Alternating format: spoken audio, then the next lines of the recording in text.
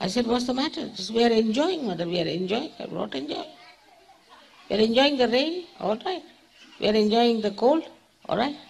Enjoying everything, lifting all these heavy things, everything we are enjoying. I was quite surprised at them. Nobody had any complaints, but everybody was just on the war path, building this tent for you. So what happens? Once your sahasrara is clean, this flow of joy doesn't allow you even to think that you are exerting or you are working. Normally, if you tell somebody that this is to be erected, some would faint. And some would say, this will take at least 1 year. Then they'll start giving excuses. This pole is no good, that is no good, it won't stand that, there's nothing, there's nothing. Ultimately, you'll find nothing is done.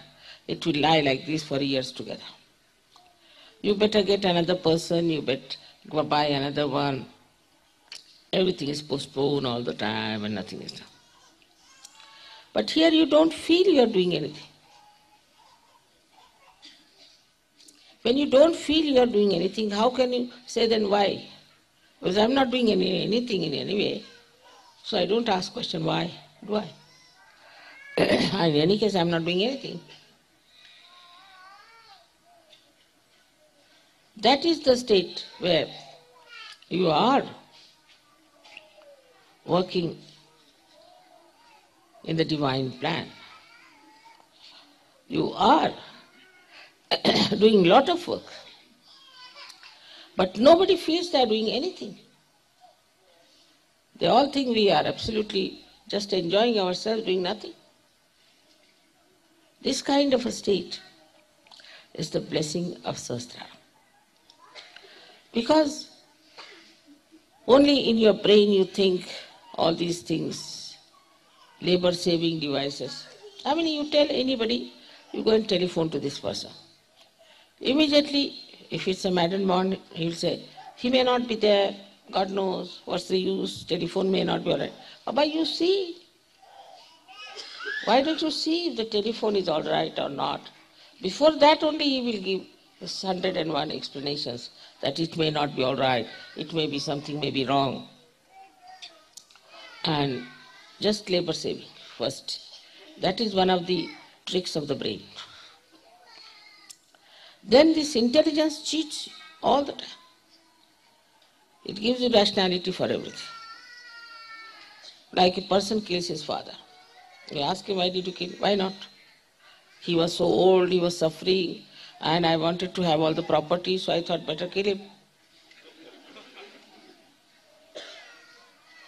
Like Queen Victoria became very old, so her son was to think that I'll never become a king if this lady goes on like this.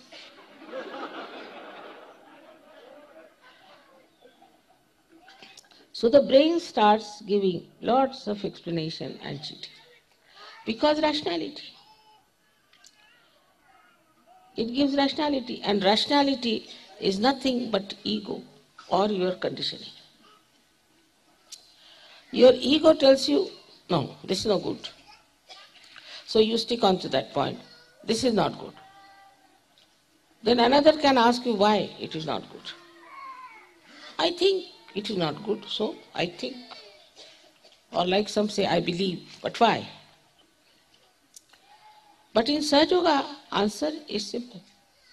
Why do you do it? I enjoy it. What's the next answer? Why are you worried? I am enjoying it. Now the people who also say like that, because of their conditionings, oh, I am enjoying it. Somebody will say, I enjoy my drink. Somebody can say, I enjoy my going to the church. Sometimes I say, going, something else. It's like that. They are enjoying something, which according to Sahaja Yoga, we can never enjoy. But that enjoyment is not collective. That is not supported by anyone. For example, somebody says, I enjoy drinking. Nobody has erected any temple or any statue of a man who drinks. Have you seen anywhere in the whole world? So though he may say that I enjoy, it has no sanction from the society. People can say, I enjoy stealing. People can say, I enjoy killing. But it is very arbitrary, it is very individual, and never supported by the society, even by the modern society. And there's always reaction to it. But Sahaja Yoga is not like that. When you say, I enjoy, you say it because you have no ego and you have no conditionings. It's a different situation. Because now the Sahasrara is opened. So on one side your ego has gone down, another side your conditioning is finished. You are no more conditioned. Like you talk to a Catholic. So I started talking about Christ. Immediately said, Mother, now please. I said, I'm talking about Christ, not about Catholicism. Talking of Christ, what are you frightened about?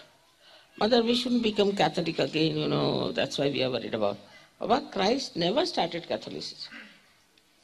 So much so, they have developed a kind of a deconditioning of their minds.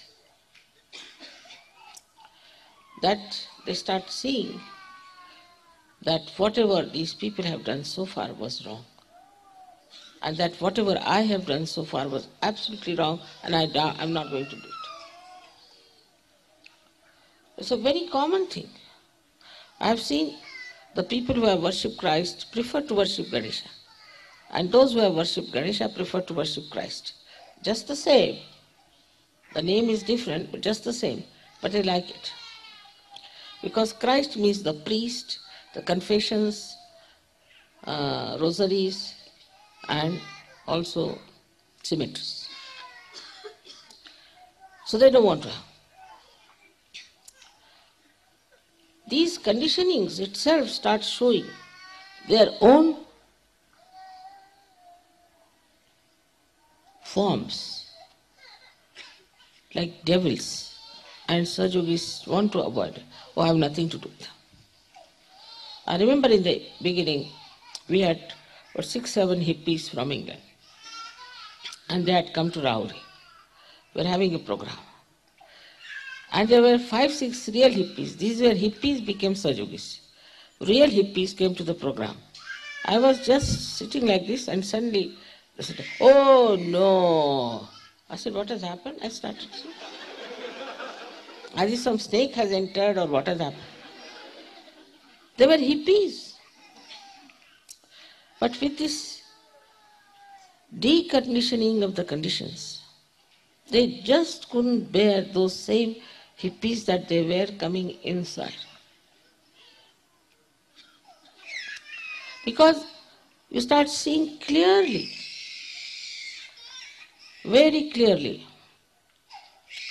that all these conditionings had blinded us completely and it's misled us into a wilderness. Of course, about ego, in the West people are extremely conscious. There was a leader's wife. I said, why don't you help your husband? She said, Mother, I'm worried about my ego. I said, why? If I start doing some work, this ego might develop again, so I'm rather worried. They are so conscious of it that this ego should not come back.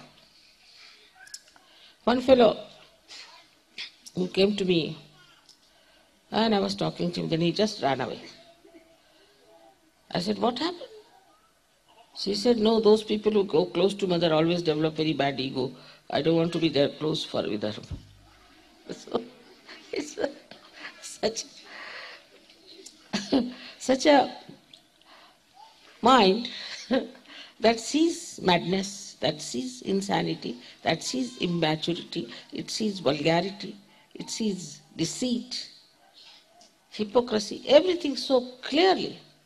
And in that state, he gets confused and quite upset, wants to run away from it. Then we have some Sajogis who have such problems, who come to Sajoga with problems. Then these people see them with these problems, they are still continuing. Now the Sahasrara doesn't want to accept it. It's terrible. I was like him. No more. Me, I don't want to be that. So they abhor the person who was just like them. They just can't bear him. They just can't tolerate. Then I would say, still, you have to grow. You have to grow. Your Sahasrara has to be cleansed out at such a speed, at such a level and stage, that like soap cleanses everything, it should cleanse everything else. Should not be afraid of anything. Should not have any worry about the conditionings of others or ego of others. That is the state now we have to reach. Today is the Sahasrara day, is the 23rd Sahasrara day. And I shouldn't expect much. I don't want to say anything much about it. But I wish and I hope that all the 1,000 petals of your Sahasraras will be so cleansed that you will never catch from anybody, you will never be frightened of anybody. You will be masters of all kinds of curatives, and also you will be the one who can give solace, peace to others. You will be the one who will be organizing programs outside. You will be the one who will be responsible for Sajoga.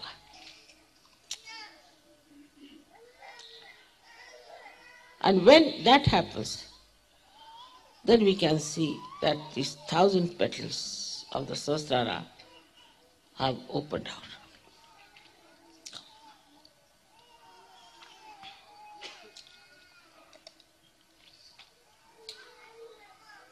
These 1,000 petals are not yet awakened. They signify the different 1,000 powers of the goddess. Minimum of minimum. These 1,000 ones you can open out yourself by introspection, by looking at yourself, making fun of yourself. Know thyself means know yourself with all the defects you have and also the potential you have and all the good points you have. So as far as you are concerned, when you are looking at yourself, you should just see to the defects that you have. Why do I behave like this? Why do I assert so much? What's the problem? Why can't I see myself clearly? With the transparency of your Sahasrara, you can see your heart, you can see your mind, you can see yourself fully, clearly. What's wrong with you? This transparency can come only if you have really the pure desire, Shuddha Ichcha, to be of that level. Now there is no competition between A and B. We don't say that you got the first prize for coming out of the Sahasrara. Or we don't say, you have the second prize.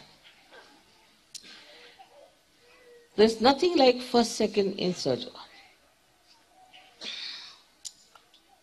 Because we are not running the race. There's no competition between us. Whatever we are doing is for our own satisfaction. Now think of something. There are 5 people who are running. Now they have to think out of these 5 people who goes first. Here it is the other way round.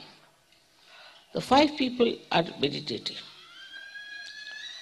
Now, everyone individually has to see for himself if he satisfies himself or not. Nobody else is going to give a certificate. It is you who has to give certificate to yourself, honestly. It's a very different position. It is you, your Sahasrara, and your attention. And you have to see within yourself, how far have I realized my own powers, my own compassion, my own personality. You will have to test it yourself. It is you are the one who decides. When you are the one who is running,